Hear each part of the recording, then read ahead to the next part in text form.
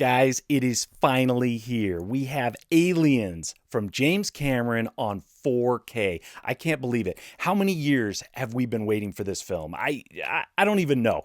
But it's finally here, and I am so excited to do a deep dive into the Dolby Atmos soundtrack for this film. Let's get into it. And then the flamethrower. I can hear the flamethrower behind me, and above me. Anytime they have the flamethrowers, they always make full use of the surrounds. It's awesome. And they use the flamethrowers a lot. Now, in this review, I'm not really going to go into the video quality. That subject has been discussed by many other reviewers. And for the ones who were complaining about the video, I'm not sure what disc you were watching or what equipment you were watching it on, because it looked fantastic to me. So I don't know, maybe to my untrained eye, it looked great, but yeah, we'll just leave it at that. Now to get into the sound, the first impression I had when I started the movie was how the music, it made good use of the surrounds. So when the soundtrack would swell, the sound would come through the surrounds and a little bit through the heights. And it was made to good effect to have the music kind of envelop the viewer in the soundtrack, and it pulled you in. So I was very impressed with how the soundtrack was used in the full surrounds. Now, one thing that struck me in the very opening scenes, there's the family as they're approaching the alien ship. The parents get out of the spaceship. I'm sorry, they get out of their kind of craft that they're driving, and there's a lot of wind around them, and it was all focused on the LCRs, so the left, center, right mains at the front of the room. That was where all of the wind noise was focused, and it kind of it didn't take me out of the film, but I did notice that it was kind of a missed opportunity. Usually when there's wind like that, that's a really good chance to really showcase your surrounds and your heights and just really make you feel like you're in that windstorm. So that was kind of, I would say, I mean, it's a minor thing. It's kind of nitpicky, but it did strike me as a missed opportunity that they could have done. So this is cool. This girl, she's in the water. She's like in a tunnel. And as she calls out, you can hear the echo, her voice echoing, and it just makes you feel like you're in the cavern as she calls out. Oh, yeah. Like, that is so cool. You can hear her echo. Yeah. That's just a little thing, but it's such a neat touch that just adds to the enjoyment of the scene and of the film. It's just, I love little things like that. Throughout the film, there were many instances where they made good use of surrounds when it came to ambient sounds like engine rumble. So you would be like in an environment, in a room, and kind of faintly in the background, in the rears and the sides and the overheads speakers, you would hear just kind of the faint rumble of machinery. And that was, it created a richer environment that you're observing, and I really appreciated that. Another instance where they made good use of that was wind, ironically, because they kind of blew it with the wind previously. But later on in the film, there's a particular scene where the Ellen Ripley is talking to Newt, the young girl, and they're in this kind of closed room.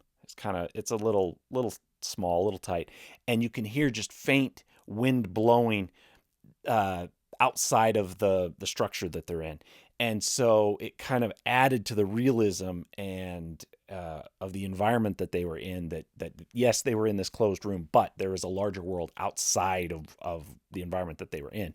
And it's just little touches like that where the audio engineers make good use of the surrounds and the heights to just add just that extra added realism to the scene. And it really, I enjoy it. So this movie is, 40 years old, roughly. So there was a question in my mind of how good the soundtrack would translate to a modern format like Dolby Atmos, specifically with the dialogue? Would the dialogue come through clearly? And I got to say, they nailed it. The dialogue was clear. It was sharp. I never struggled to understand what any of the characters were saying, and I applaud them for that. Even Bill Paxton, his character, who whines a lot and a really high-pitched, whiny, kind of annoying voice, it came through perfectly. So this is the scene where the aliens are above them, up in the ceiling, and they make really good use of the height channels because they're above them. Yeah. So the aliens are up in the ceiling, and so they start shooting, and you can hear the aliens crashing down as they shoot them. Also, all the way around, because there's people in the room all around you shooting, and so you hear shots fired all the way around. This is just a great scene, audio-wise. Well, visually as well, but the audio in that scene is just really, really good. Oh, yeah, you can hear aliens just, like, shrieking behind you. Gunfire, guys yelling. Oh, man. Gunshots from that side. This scene is so good. So when they first get down to the colony on the planet's surface, they get out of their vehicle, and it's raining. And again, this was like the instance with the wind, where that's really a chance where you can really have the rain sounds coming through the surrounds and the heights, and just add to that realism. And instead, in that particular scene, the rain was focused in the front, in the mains and the center channel. And again, it's just a minor missed opportunity, but I did notice it. So there's a scene where they discover a woman, and she is in the process of having one of the aliens burst through her. And that scene, I would say, was probably the first scene in the movie where I really felt like they were taking full advantage of the surrounds and heights, and just the creepy sounds and the soundtrack and just all of those sounds in that scene just really came together to really create a very intense scene. And because it's frightening, it's scary, it's suspense, it has a lot of suspense, and the sound engineers did an excellent job in that particular scene.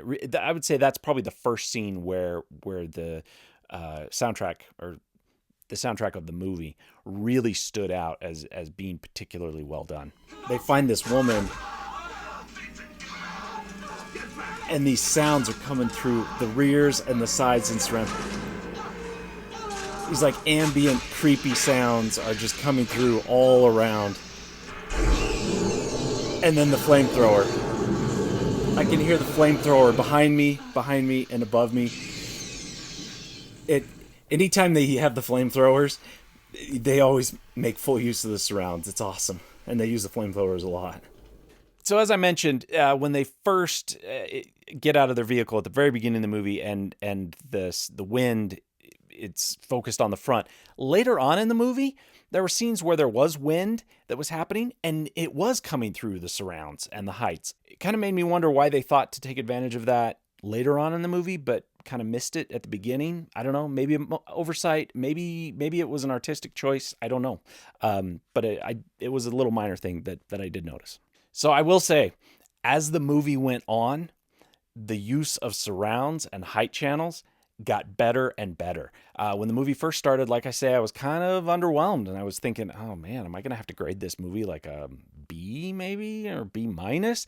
But as the movie went on, there was that scene with the alien coming out of the woman, and I was like, okay, that was really well done. Maybe I could give this a B plus, an A minus.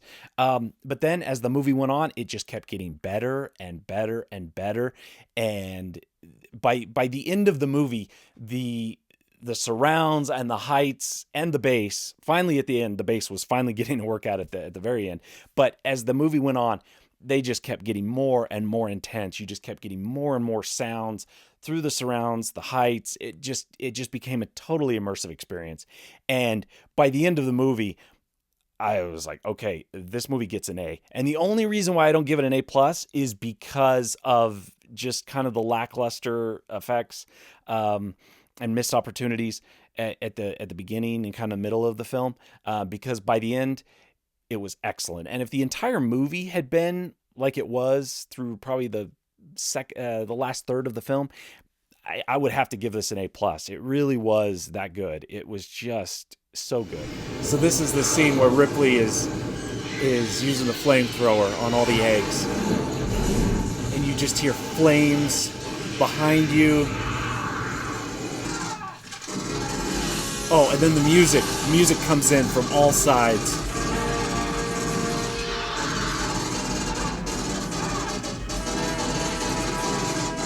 Oh, that soundtrack just comes through.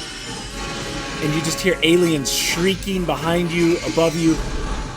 Explosions. This scene is just awesome. This is the scene where they just crank it up to 11. Oh, you hear shrieking aliens again. Oh, that's excellent. So excellent. Yeah, I'm really impressed with how they're able to take a film that is this old. I mean, I have no idea what kind of masters they have for the audio tracks and what kind of shape they're in, how much work it is to go through and take audio that was recorded in stereo, I guess. I don't know. I don't know what format it was recorded in, roughly 40 years ago. But then to tease out all of those different elements and to reformat it into a Dolby Atmos format, it really is amazing. To take something like this and restore it, upgrade it. It's a restoration and upgrade from what it was originally. And I give the audio engineers full marks on this one. It really was well done. And I think it's unfortunate that there have been some, in the forums and other videos, kind of complaining about the video quality. I haven't really seen many touch on the audio. And because this movie overall, this is what we've been waiting for. This is the film that we have been waiting for years. And it's a James Cameron classic, and we finally have it on 4K. And in my opinion, it delivers.